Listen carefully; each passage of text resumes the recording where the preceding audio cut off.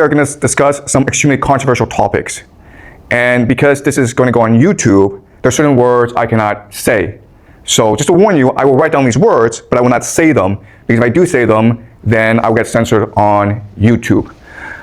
Today, we're going to look at how evil triumphs. Why is the world so evil? And there's going to be a lot of extremely disturbing topics we're going to discuss. But you're mature, and it's important that we discuss these topics in order to understand how the world works. So let's just start. And we will do a lot of speculation and theorizing in this class. So do not take this as gospel. Do not believe this is the truth. The entire point of this class is to help you develop the theories and the ideas to better understand the world. These are tools. Okay? This is not truth. These are tools. All right. So the first question I have for you is, what is happening in Israel? Right now, as you know, Israel is besieging, bombarding Gaza. You might have seen the videos on social media. It is disturbing. It is terrible what is happening. The word that is happening, the word that we use for what is happening in Gaza is this word. You're not allowed to say this word on YouTube, but that is the intention. What I will argue, though, is that the truth is far more disturbing than this. What is really happening in Gaza is a ritual sacrifice. And this happens quite often in human history. If you go back and you look at the real history of humanity, this happens quite often. Some of the most famous examples are the Aztecs. We've dug up temples of the Aztecs, and inside the temples are thousands and thousands of human skulls. So before they went to war, they practiced human sacrifice. They would commit mass murder of their enemies in public. So the Aztecs were really famous for this. The Phoenicians, specifically the Carthaginians, we will discuss them later this semester, but the Phoenicians were also famous for a particular type of sacrifice, which is child sacrifice. The Romans wrote histories insulting the Phoenicians for practicing this sort of sacrifice. But the Romans themselves practiced human sacrifice. What they would do is that after every major war, they would capture all the major leaders, all their enemies, and they would parade their enemies through the streets of Rome. This is something called a triumph. At the end of the triumph, they would gather enemies at the temple of Jupiter. Jupiter is their god. And then they would strangle to death their enemies.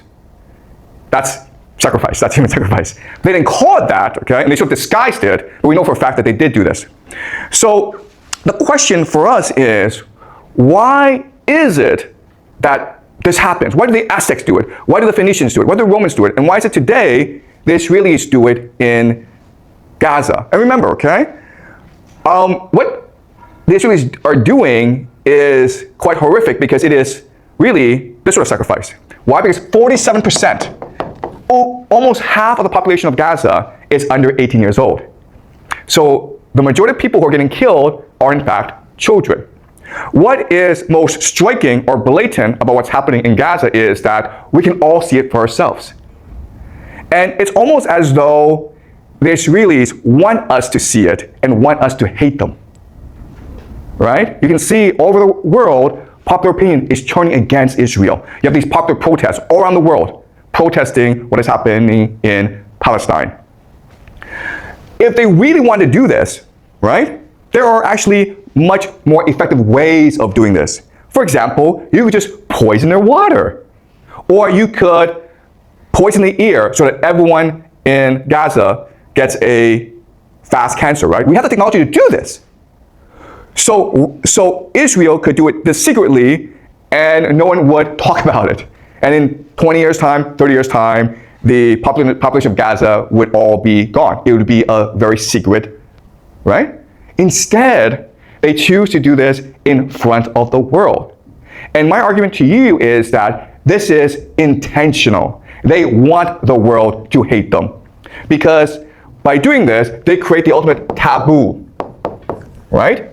We find this disgusting and contemptuous, so the entire world will unite against Israel. But guess what? That's what their religion wants.